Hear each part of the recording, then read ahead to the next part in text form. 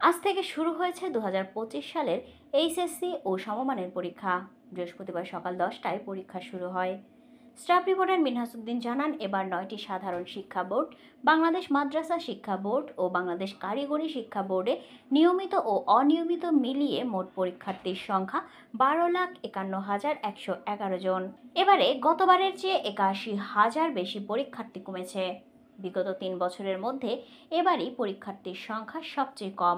এছাড়াও ২ বছর আগে এসএসসি ও সমমানের পরীক্ষায় পাশ করে উচ্চ মাধ্যমিকে ভর্তির পর রেজিস্ট্রেশন করেও ৪.৫ লাখেরও বেশি শিক্ষার্থী এবার পরীক্ষা দিচ্ছে না। এবার মোট পরীক্ষার্থীর মধ্যে ৯টি সাধারণ শিক্ষা বোর্ডের অধীনে এইচএসসি পরীক্ষার্থী ১০,৫৫,০০০-এর বেশি। গতবারের তুলনায় এবছর এইচএসসিতে প্রায় ৭৩,০০০ পরীক্ষার্থী কমেছে। মাদ্রাসা শিক্ষা বোর্ডের অধীনে আলিমে পরীক্ষার্থী কমেছে প্রায় ২,০০০। কারিগরি শিক্ষা বোর্ডের অধীনে মোট পরীক্ষার্থী ১,০৯,০০০-এর বেশি, কমেছে ৭,০০০-এর মতো। সারা দেশে ২,৭৯৭টি কেন্দ্রে অনুষ্ঠিত হচ্ছে এবারের এইচএসসি পরীক্ষা। এই পরীক্ষার কারণে আগামী ১৫ই আগস্ট পর্যন্ত সারা দেশে সব ধরনের কোচিং সেন্টার বন্ধ রাখার ঘোষণা দিয়েছে শিক্ষা মন্ত্রণালয়।